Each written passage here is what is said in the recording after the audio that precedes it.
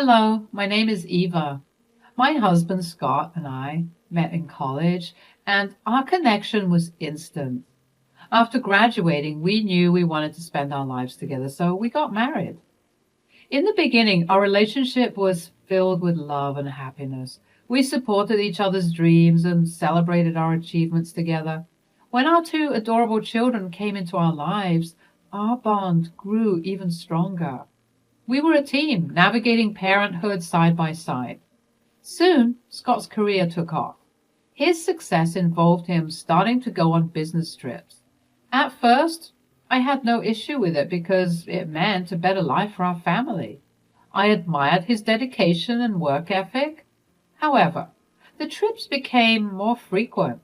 I began to feel overwhelmed, juggling work, taking care of the kids, and managing the household on my own became increasingly challenging. Hey, love, can we talk about something that's been bothering me? Of course, babe, what's up? Those business trips you've been taking, they've been tough on me. I feel overwhelmed trying to handle everything by myself. I get it. I'm sorry for adding to your stress, but you know how important those trips are for my job, right? I understand that, love. I've always supported your career, but lately the trips have been too much. I need more support and time together as a family. Okay, I see where you're coming from. I'll talk to my boss about reducing the trips, but it might not happen right away. Thanks, love. It means a lot that you're willing to listen. We can find a balance that works for both of us and our kids. Of course. I love you, babe. I want to make things better and be there for you all. We'll figure it out, I promise. I love you too, darling. Scott didn't go on a business trip for the next 3 months. I finally felt better and much more supported. However, things took a drastic turn when Scott began acting strangely. He started leaving the house for errands that seemed insignificant, but they took up an excessive amount of his time. I didn't think much of it at first, but looking back, those were warning signs that I failed to recognize.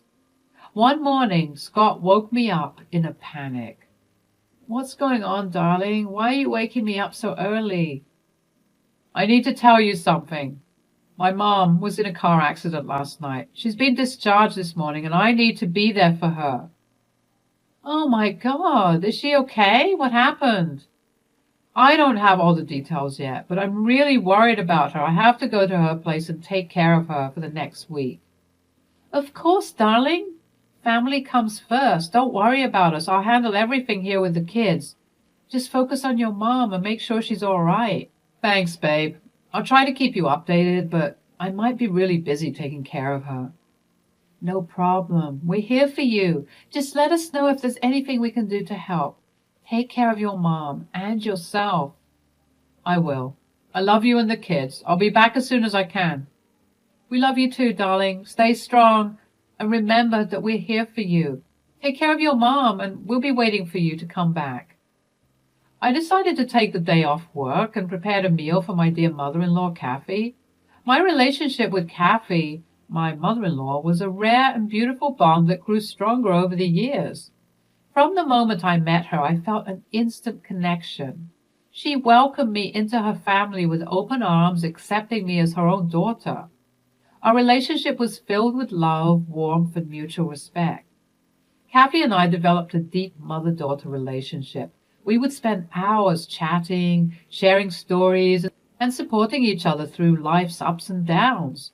She became my confidant, offering guidance and wisdom whenever I needed it. Kathy's presence brought comfort and a sense of belonging to my life. Whenever we visited Kathy, she would shower my children with love and affection. They adored their grandmother, and she adored them right back. She was their biggest cheerleader, attending their school events, baking cookies with them, and creating treasured memories together.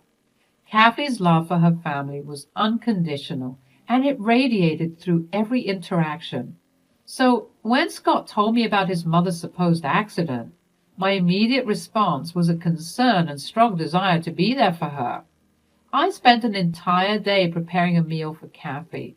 When the kids got back from school, the three of us baked and iced cookies to give Kathy.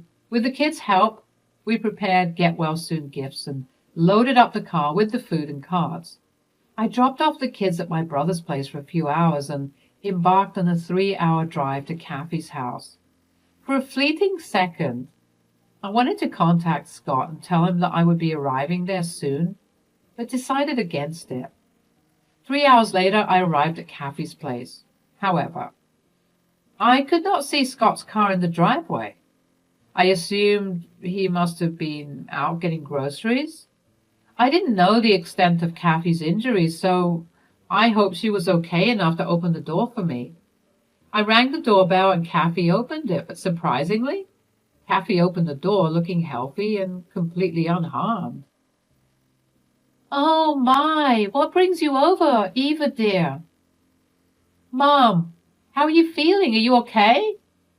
"Of course I'm okay. I may be a grandmother, but I'm not that old. Well, it's just that Scott woke me up this morning to tell me that you were in an accident last night and you just got discharged from the hospital this morning. He said he'll be here all week taking care of you. I spent all day making you comfort food and the kids baked you your favorite cookies. The kids even made you get-well-soon cards. I thought I'd surprise you guys." "Oh, that's so sweet of you guys, but, I have to ask, accident?" "What accident? I'm perfectly all right, and I haven't seen Scott. He definitely didn't stop by here. Although this is still a delightful surprise, why don't you come in and we'll figure out Scott's lie together?" Kathy took the food and gifts out of my hands and walked into the house. I followed her in too. My heart was racing as a multitude of thoughts swirled around in my head. Why had Scott lied?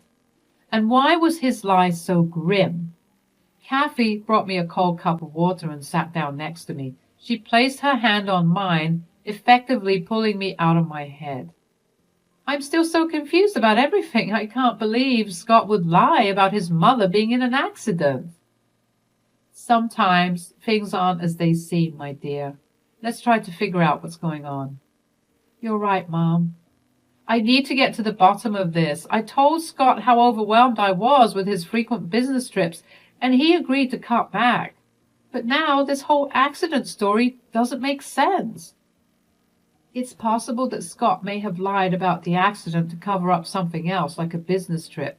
Let's call his work and see if he's there." "That's a good idea. I'll call May and ask her if he'd been to work today."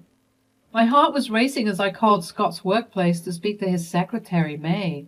I wished with every fiber in my being that Scott was at work and on a business trip. My mind kept going to the worst possibilities, each possibility worse than the previous. I needed to calm down, so I took a couple of deep breaths. Kathy held onto my hand as I waited for May to pick up. The phone rang 3 times before May finally picked up. "Hello, May? This is Eva, Scott's wife." "Hi, what can I do for you today?" "I wanted to ask if Scott came into work today." "Yes, Scott was here earlier, but he left early with someone else." "Oh, I see. Who did he leave with?" "It was an intern, a college student who's been interning with us." "Was the intern a woman?" "Yes, Eva, she was, although there's nothing to worry about. Scott's been put in charge of her training, and they just went to do some off-site duty. They should be back in a couple of hours. If you call because you suspect something, I should let you know that our company has very strict rules about workplace relationships." "I see. Thanks for being honest with me. I don't know what's going on with me. I'm just a little paranoid, I guess." "Of course, it's no problem to help you out. Is there anything else I could help you with?" "Yes, just one last thing. Why has Scott been going on so many business trips lately?"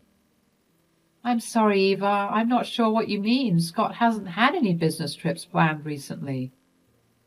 "But he told me he had to go on trips for work. Are you sure there weren't any scheduled?" "I can double check, but as far as I know, there haven't been any trips planned for Scott." "Oh, all right. Thank you once again for your help. No worries. If there's anything I can do to help, please let me know. I will, May. Thank you again. Goodbye. So, Scott was cheating on me, and I would bet my left lung on it being with that intern. I'm pretty sure my phone call to May would raise her suspicions, but as of right now, there was no proof. But in my heart, I knew what the truth was. I couldn't bear the weight of the truth any longer, so I shared everything with Kathy, who was equally disgusted by her son's actions. Determined to confront Scott, I asked Kathy if I could FaceTime him immediately. With unwavering support, she encouraged me to stand my ground. I dialed his number, and as soon as he saw Kathy beside me, his face drained of color. He tried to stammer out an explanation, but I cut him off. There was nothing left to say. I demanded to know if he had cheated on me, and instead of answering, Scott hung up. That silence spoke volumes. Overwhelmed by grief and anger, I collapsed into tears, and Kathy joined me, her heart broken by her own son's choices. Eva, dear, please let me apologize on my son's behalf. I had no idea he would do something like this. I feel responsible in a way. Maybe if I had raised him right. Absolutely not. We both know you raised him better than this.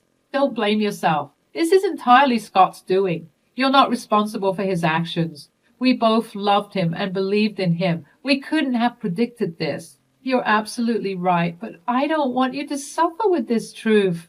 I want you to leave Scott. I will. I need to find a place to stay before I give him the papers, though. What do you mean? You and the kids will move in here. I will not allow you to go through all of this alone. I'll be here with you all the way. I really am super grateful for you, Mom. During the week Scott was away, I had so many thoughts racing in my mind, and I couldn't stop them. Was I not good enough for him? Had I made a mistake? These questions made me doubt myself, and I started feeling small and unsure. My feelings swung back and forth between being mad and feeling so sad, like I was standing on the edge of a cliff. Each hour that went by without a call or message from Scott made the pain inside me grow stronger. I just wanted some kind of reassurance, a sign that things were still okay. But as the days kept passing, I had to face the reality I didn't want to accept. My hope slowly turned into bitter understanding. I couldn't wrap my head around the betrayal that was happening right in front of me. The trust I had in Scott shattered, leaving me feeling completely lost and all alone. The weight of the lies threatened to crush my spirit, and I started questioning if I could ever trust anyone again. The pain I felt was intense, like a sharp knife stabbing into my heart. The person I thought I knew so well, the person I had built a life with, now felt like a stranger. Throughout it all, I held on to the hope that there was a life beyond the hurt, a chance for me to rebuild and find happiness once again. It wasn't easy, and there were moments when I felt unsure and scared, but my love for my children and my belief in my own worth pushed me forward. By taking that leap, I showed myself that I had the strength to stand up for what was right and to demand the respect and love we deserved. Filing for divorce wasn't just about protecting myself, it was about taking back my power and finding my voice. I filed for divorce, citing infidelity and child neglect, seeking full custody of our children. When Scott returned home, I greeted him at the front door with the divorce papers in my hand.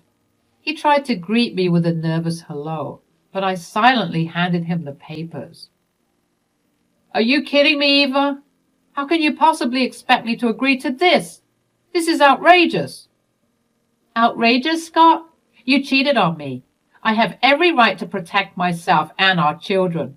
If you don't sign these papers, I will expose your infidelity to your bosses. You wouldn't dare. I would lose my job. It would ruin my reputation. I don't think you're in any position to take the risk of finding out if I'm bluffing. I won't let you manipulate and deceive me any longer. Sign the papers and spare us all from further pain. Fine, but I won't make it easy for you. I will contest this divorce, Eva. I'm not giving up without a fight. Suit yourself. If that's how you want to play it, be prepared for the consequences. I won't let your actions go unpunished. The divorce proceedings were both challenging and necessary to protect the well-being of my children and myself. I gathered evidence of Scott's infidelity and his neglect as a parent. It was heartbreaking to complete the proof of his betrayal, but it was essential for the court to understand the truth. I wanted to ensure that my children would have a safe and loving environment to grow up in. During the proceedings, I presented the evidence to the judge, emphasizing Scott's lack of commitment to our family. I requested full custody as I believed it was in the best interest of our children, given the circumstances. Scott, however, chose to contest the divorce, unwilling to accept the consequences of his actions. Fortunately, I had collected substantial evidence, including emails exchanged between Scott and the intern he had been involved with. I discovered these emails by chance, as Scott had logged into his account on my laptop and forgot to sign out. This evidence strengthened my case and proved the extent of his infidelity. To further support my claims, I reached out to Scott's bosses, providing them with evidence of his workplace affair. Their strict policies regarding dating within the company resulted in Scott losing his job. While it was not my intention to cause him harm, his actions had severe consequences.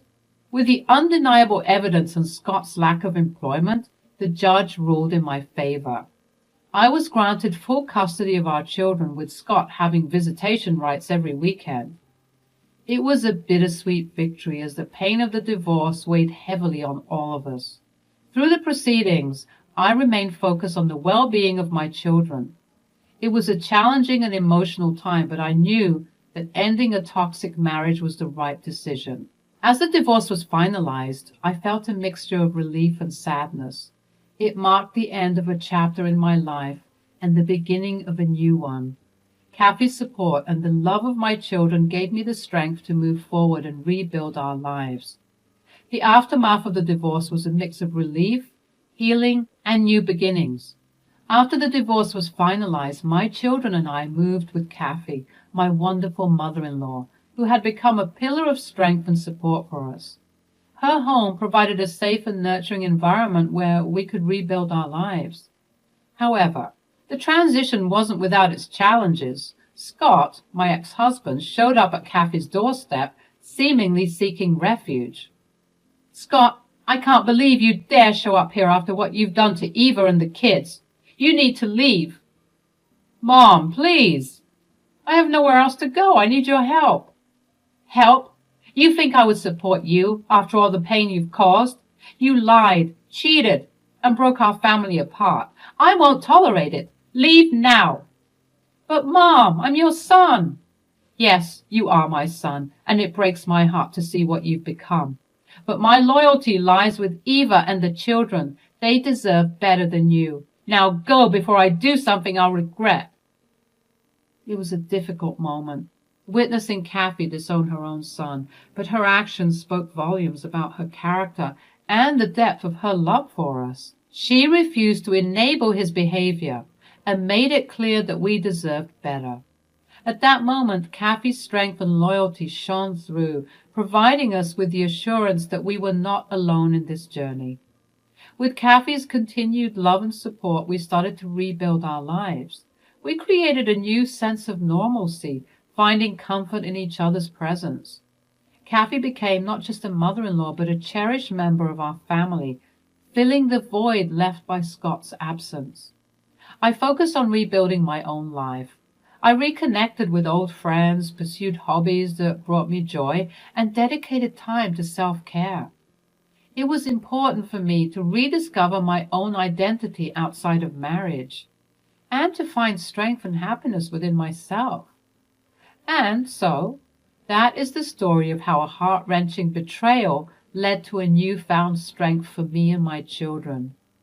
I am eternally grateful for Kathy's unwavering support and the opportunity to start anew. Life may have dealt us a painful blow, but together we will heal and thrive. Thank you for taking the time to listen to my story. It has been cathartic to share it with you all. Remember, sometimes the deepest wounds can lead to the most incredible transformations.